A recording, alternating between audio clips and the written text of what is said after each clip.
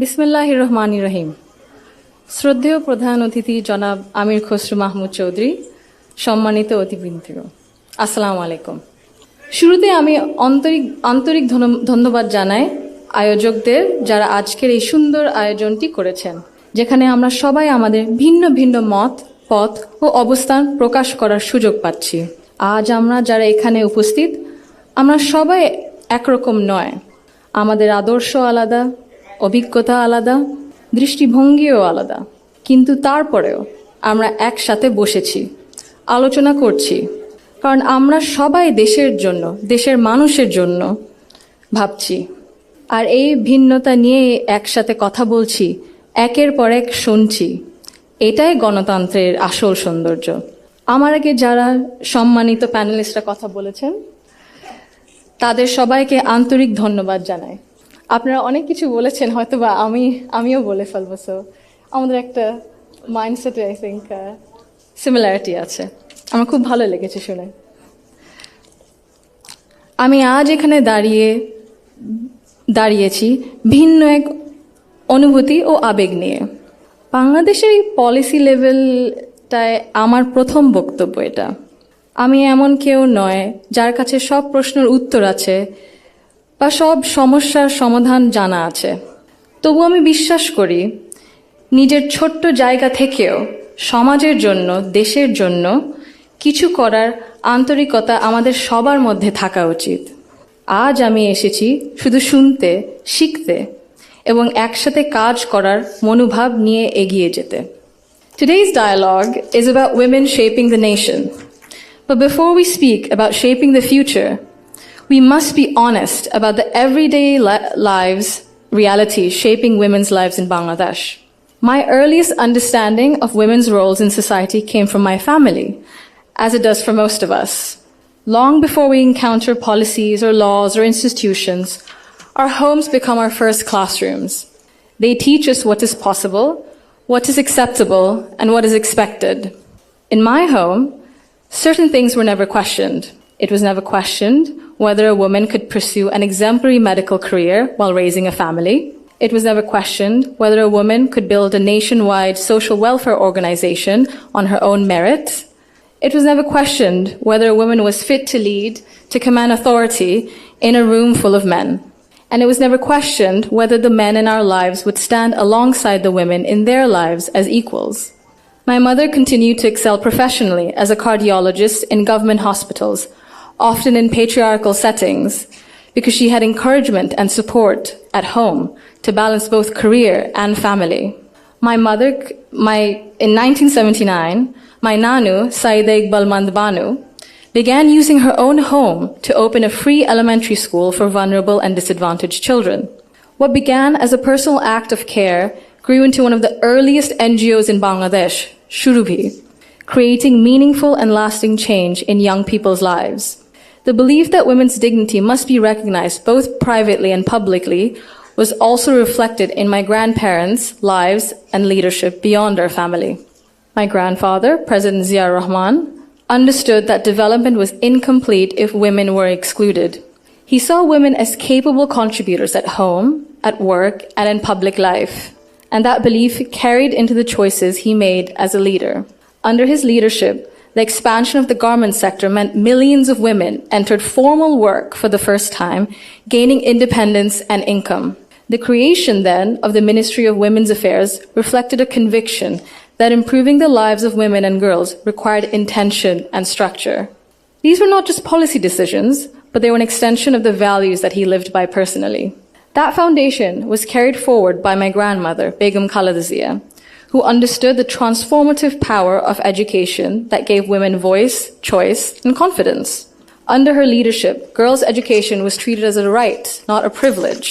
Free secondary schooling, alongside programs such as Food for Education, Cash for Education, helped to keep millions of girls in schools and change the course of families across the country. Her female secondary school assistance project achieved gender parity for the first time in secondary education and became a model replicated beyond Bangladesh. আমি যদি একটু সময় নিয়ে actually একটা ঘটনা মনে এসেছে দাদুর ব্যাপারে, এটা বলতে বলতে দাদু যখন আমাদের সাথে লন্ডনে ছিলেন গত বছর প্রথমের দিকে, উনি যখন এসেছিলেন তখন হাসপাতালে ছিলেন কিছু চিকিৎসার জন্য। ওখানে বিভিন্ন দেশ থেকে নার্স ছিল, ডাক্তার ছিলেন, এবং একটি নার্স ছিলেন নাইজেরিয়া ওয়েস্ট আফ্রিকাতে। আম্মা আব্বা একদিন দাদুকে সকাল সকাল দেখতে গেছিল। তো নার্স তারপরে বললেছে যে, ও আমি তো আপনার মাকে চিনেছি। আম্মু আব্বু বললো, কিভাবে? আপনার মাই প্রথম ইলেক্টেড প্রাইম মিনিস্টার বাংলাদেশের না? আম্মু আব্বু তো অবাক, হ্যাঁ আপনি কিভাবে জানেন?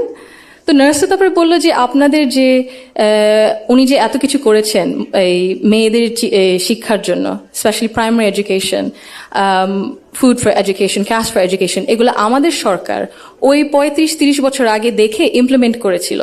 আর ওই কারণে লক্ষ লক্ষ মেয়েরা গ্রাম অঞ্চলে, ওদের দেশে গ্রাম অঞ্চলে বিভিন্ন জায়গায় সদরে এখনো শিক্ষা পাচ্ছে, অন্তত প্রাইমারি এডুকেশন লেভেলে। সো ভাবলাম একটু শেয়ার যদি করি, এখানেই করবো আপনাদের সাথে। জি। She also understood that education alone was not enough if women were not supported to remain in public and economic life. Supporting women to access credit, build livelihoods, and grow small businesses mattered. So did recognizing the realities of motherhood, of childcare, and that required systems being strengthened around maternity leave and childcare, which she did. That is because women were made to choose between family and participation in the economy. For me, these legacies show the values that I saw both reflected at home and in public. I was privileged to grow up surrounded by exceptional women, confident, capable, and accomplished. I was equally fortunate to have male role models, including my father and my grandfather, who valued those women and never felt threatened by their strength or ambition. In fact, the 4 most important people in my father's life, in my opinion, have been women for decades. And he has treated them with deep respect and reverence, not as an exception, but as the norm. Because of this, I grew up with what I now recognize was a skewed understanding of society. Living between Bangladesh and the UK taught me something important. Policies and access alone do not create equality. You can expand education, pass laws, set national targets, but if social norms and daily expectations and mindsets remain unequal, empowerment remains fragile. This is not about overt discrimination. Inequality often survives through habit and comfort, through what feels normal. In Bangladesh, women still perform around 85% of unpaid household and care work, spending over 7 times as many hours as men on this labor each day. This work is valued at 19% of our GDP and remains largely invisible in economic planning and national decision-making. This makes something very clear. Gender equality is not a women's issue, it is an economic and national issue. When women carry the bulk of responsibility, their participation in the formal economy suffers. Despite significant gains in girls' education, women's labor force participation in Bangladesh remains below 40% compared to over 80% for men. Women are far more likely to step back from paid work after marriage or childbirth, not because they lack ability or ambition, but because systems assume they will absorb the cost. This imbalance begins early. Girls are expected to adjust their ambitions around family needs, while boys are rarely taught that responsibility and care are shared obligations. Over time, this became structural and progress stalls. Women are already leaders, and many of those leaders are in this room today. Women who have carried institutions, families, movements, and communities forward, generation after generation. Bangladesh's progress bears your fingerprints, even when history has not always said your name out loud. This brings me to a central point. Belief means nothing without action. To the men among us, our fathers, our brothers, our sons, our husbands, our colleagues and friends, your support for women's rights matters. Your celebration of women's success matters. But equality cannot survive on words alone. If systems and expectations continue to rely on women's sacrifice as the default, inequality continues comfortably. Fathers, in particular, I believe, have a unique role in breaking this cycle. I'm an only child, And I never was once made to feel that my parents wished for a son instead. My father once scolded someone for even asking that question. He understood that while I was treated with respect and care at home, the world outside would not always be the same. So he made sure that I could navigate it with confidence. What shaped me were not his speeches, but his consistency. Through his daily choices, he showed me what I should expect from the world. This is how change becomes sustained. When men confront in our lives, in our homes, unconscious bias honestly and model their behavior through respect and action, they create space for women not just to survive, but to thrive. In Bangladesh, the cost of inaction is visible. Girls' dropout rates sharply rise during adolescence. Women in public life, in leadership, face harsher judgment. In Bangladesh alone, there's a statistic that 78% of women have faced harassment online, primarily from Facebook. Education and opportunity collapse if inequality at home and in mindset remains untouched.